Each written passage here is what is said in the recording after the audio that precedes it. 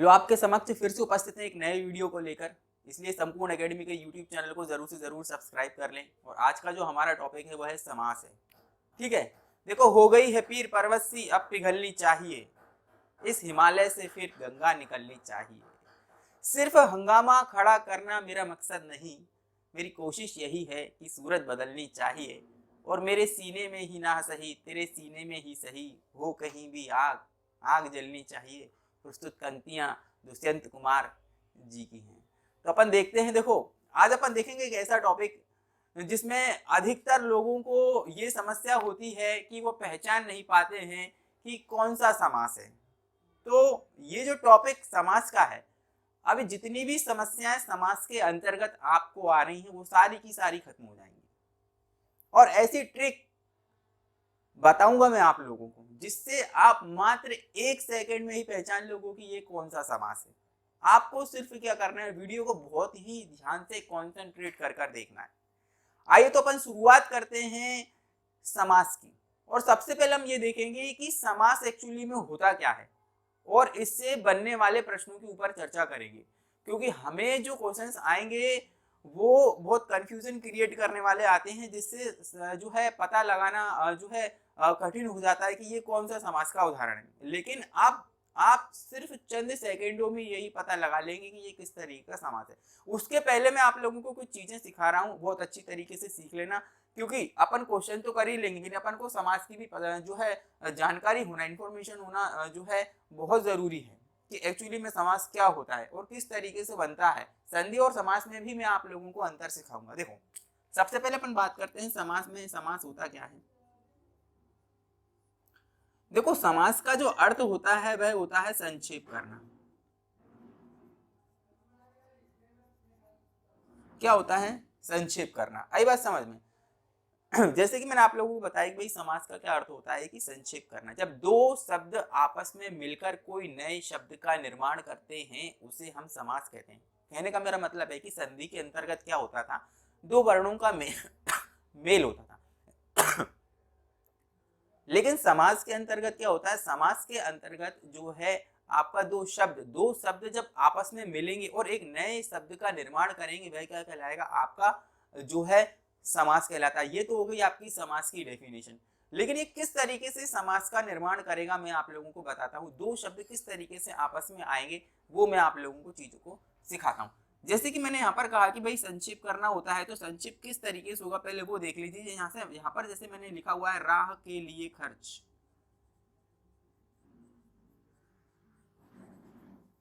राह के लिए खर्च, अगर यहाँ पर ये चीज लिखी हुई है राह के लिए खर्च, तो इसको संक्षेप कर देना। इसको संक्षेप कर देना क्या कहलाता है, आपका समास कहलाता है। जैसे इसके लिए सिर्फ एक शब्द का मैं किस तरीके से कह सकता हूं कि जैसे कि मैंने लिख दिया राह खर्च।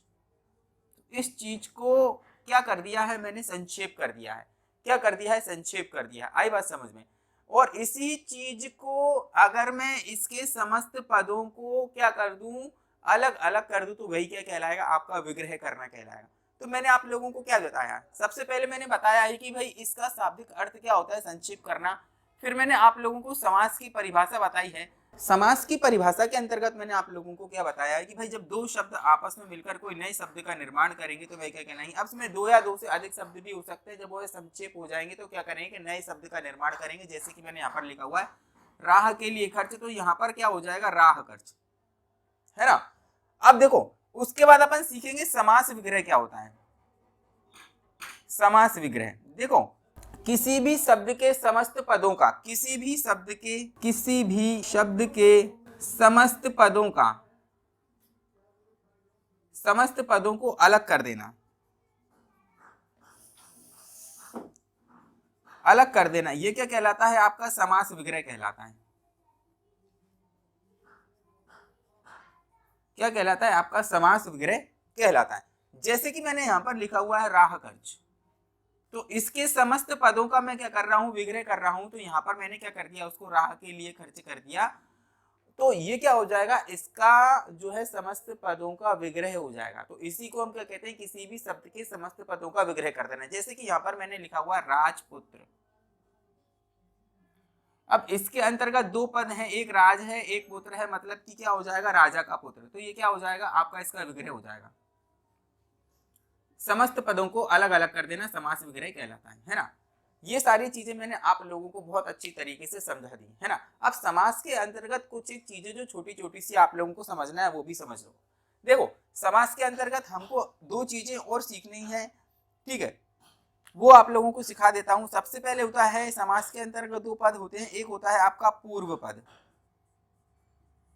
एक होता है आपका उत्तर पद। दो पद होते हैं, आई बात समझ में, क्या होते हैं आपके, दो पद होते हैं, है ना।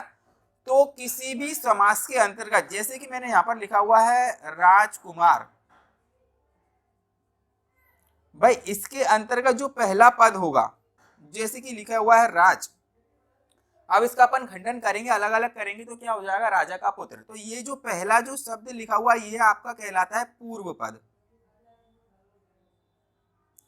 और ये जो दूसरा शब्द है आपका उसको अपन क्या कहते हैं, उत्तर पद। क्या कहते हैं आपको, उत्तर पद। ये छोटी छोटी सी चीजें जो मैंने आप लोगों को सिखाई हैं, बताई हैं, थोड़ा सा याद रखना है ना, क्योंकि आप लोगों को समाज से संबंधित सारी जानकारियां होना जरूरी है। और मेरी क्लास में अगर रहोगे तो मैं पहले यही चीजें पढ़ाता हूँ, सारी जानकारियां बताता हूँ कि एक्चुअली में चीजें होती क्या है, क्योंकि मेरे विद्यार्थी से अगर कोई पूछ ले तो उसको आना चाहिए कि ये चीज होती क्या है।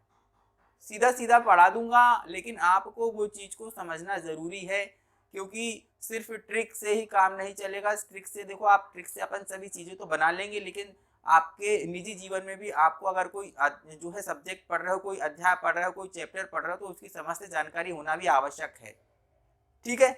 तो सबसे पहले मैंने आप लोगों को क्या क्या चीजें बता दी है, एक तो समास का अर्थ बता दिया है, उसके बाद भाई समास क्या होता है वो भी बता दिया, समास वगैरह क्या होता है ये भी बता दिया, और इसके अंतर्गत दो पद होते हैं ये भी मैंने आप लोगों को बता दिया है ना। तो ये सारी चीजें मैंने आप लोगों को बताई। अब अपन बात करते हैं कि भाई जो एक सभी क्वेश्चन बनते हैं, यहाँ से भी क्वेश्चन बनते हैं मेरे दोस्त, है ना। वो पूछता है पूर्व पद क्या होता है, उत्तर पद क्या होता है, ये सारी चीजें पूछता है। बहुत सिंपल सिंपल क्वेश्चन बना लेता है। वो पूछता है कि भाई समास का क्या अर्थ होता है, तो संक्षेप करना होता है। आई बात समझ। अपन आगे देखते हैं कि समास कितने प्रकार के होते हैं। देखो समास होते हैं आपके टोटल 6 तरीके के, मतलब कि 6 प्रकार के समास होते हैं, है ना। अब जो क्वेश्चन आता है वो यही आता है, लेकिन एक्चुअली में समास होते हैं आपके 4 प्रकार के। कितने होते हैं, 4 प्रकार के, है ना। तत्पुरुष समास के अंतर्गत कर्मधारय और द्विगु समास को अगर रखेंगे तो समास के होंगे 4 प्रकार, लेकिन क्वेश्चन आता है समास कितने प्रकार के होते हैं, तो 6 प्रकार के समास होते हैं। कितने प्रकार के समास होते हैं, 6 प्रकार के समास होते हैं, ठीक है।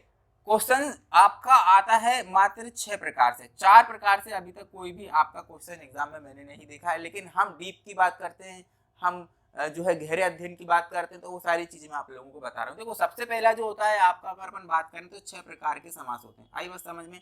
सबसे पहले अगर मैं बात करता हूँ अव्ययी भाव समास की, उसके बाद आता है आपका तत्पुरुष समास, द्वंद्व समास, द्विगु समास, कर्मधारय और बहुब्रीहि समास। आई बात समझ में। ये 6 तरीके के समास होते हैं दोस्त। अब देखो अपन एक एक करके चीजों को समझेंगे। सबसे पहले तो मैं बता देता हूँ भाई, अव्ययी भाव जो समास होता है, इसके अंतर्गत एक अवयव का जो है अवयव की प्रधानता होती है, उपसर्ग की प्रधानता होती है। तत्पुरुष समास की अगर अपन बात करें तो तत्पुरुष समास के अंतर्गत इसके कितने प्रकार होते हैं, ये भी एग्जाम में आता है। पिछले कई सारे एग्जामों में, व्यापम के कई सारे एग्जाम में हुए थे, जिनके अंतर्गत तत्पुरुष समास के कितने प्रकार होते हैं ये भी पूछा है। अब बच्चों को केवल 6 प्रकार के समास ही पता है, लेकिन उनको यही नहीं पता है कि तत्पुरुष समास के भी कुछ प्रकार होते हैं। अगर अपन बात करें द्वंद्व समास की, द्वंद्व समास के भी कई सारे प्रकार होते हैं। जैसे कि अपन बात करें द्विगु समास, कर्मधारय समास या बहुब्रीहि समास की, तो इनके भी कुछ प्रकार होते हैं जिन पर अपन बात करेंगे, है ना। इनके अंतर्गत ही कई सारी चीजें इसके अंतर्गत बनी हुई है। जैसे कि अगर अपन बात करें तत्पुरुष समास के अंतर्गत जो है 3 प्रकार होते हैं। एक तो होता है स्वयं तत्पुरुष समास। नंबर 2 की अगर अपन बात करते हैं, आपका आता है एक कर्मधारय समास और एक द्विगु समास। भाई कामता प्रसाद गुरुजी के अनुसार उन्होंने क्या किया है भाई, कर्मधारय समास को और द्विगु समास को समास की कैटेगरी के ना अंदर रखकर उसको तत्पुरुष समास की कैटेगरी के अंतर्गत भी रखा है उन्हें। इसीलिए जो है मैंने आपसे कहा था कामता प्रसाद गुरु के अनुसार समास के जो प्रकार होते हैं वो होते हैं 4 प्रकार। आई बात समझ में। जिसके अंतर्गत द्विगु समास और कर्मधारय समास दोनों को ही क्या किया गया है, इसके अंतर्गत रखा गया। आई बात समझ में। द्वंद्व समास की अगर हम बात करें तो इसके 3 प्रकार होते हैं, इतरेतर, वैकल्पिक और समाहार, 3 तरीके के होते हैं।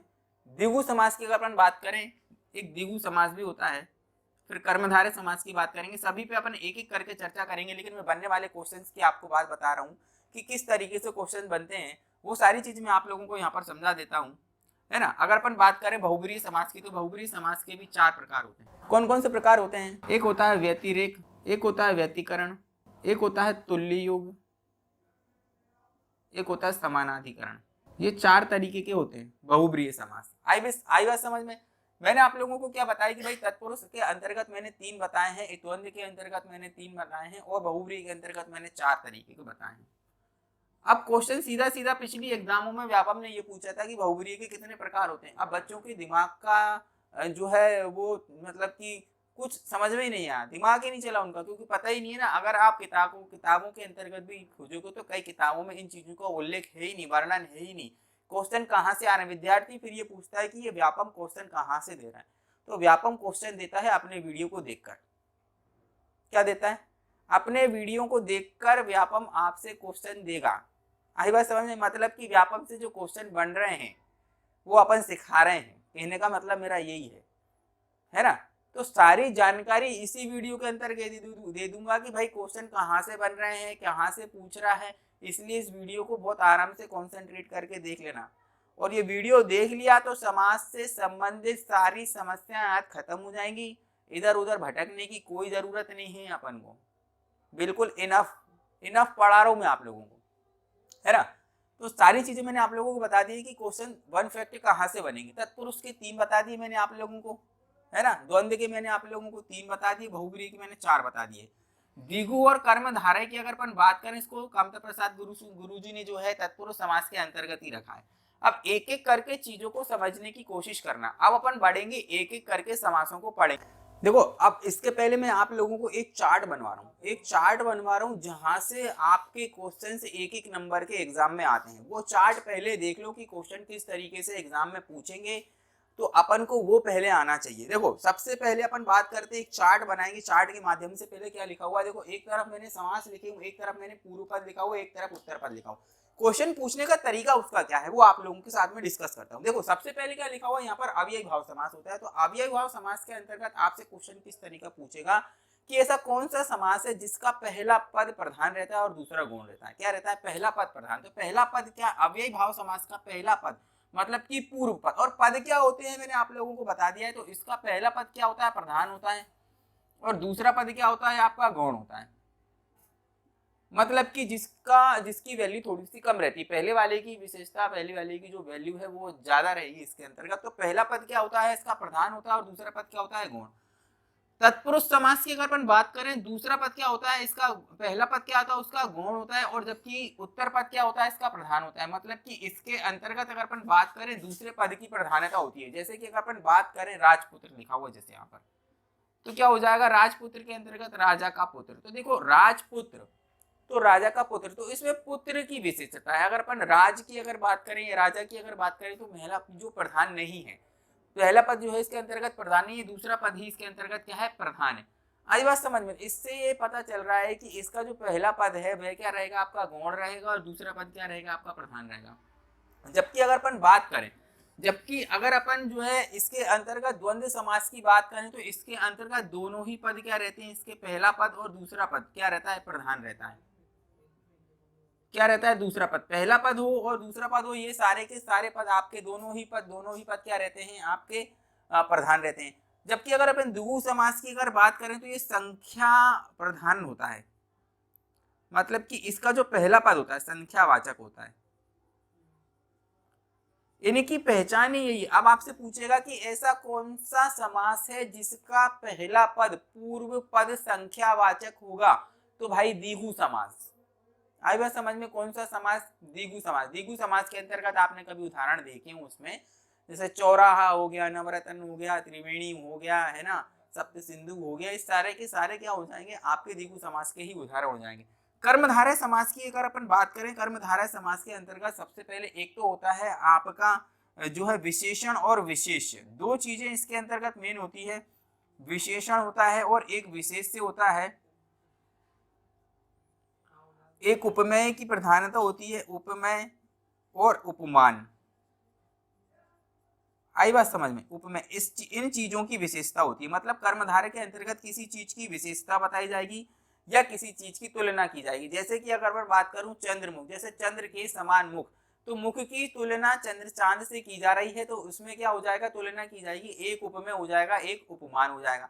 जैसे कि अगर मैंने बात की, जैसे कि अगर लिखा हुआ है लाल मिर्च, तो यहाँ पर मिर्च की विशेषता बताई जा रही है, तो इसका क्या मतलब है, लाल है जो मिर्च, तो यहाँ पर एक विशेषण और विशेष हो सकता है और एक हो सकता है आपका उपमेय और उपमान।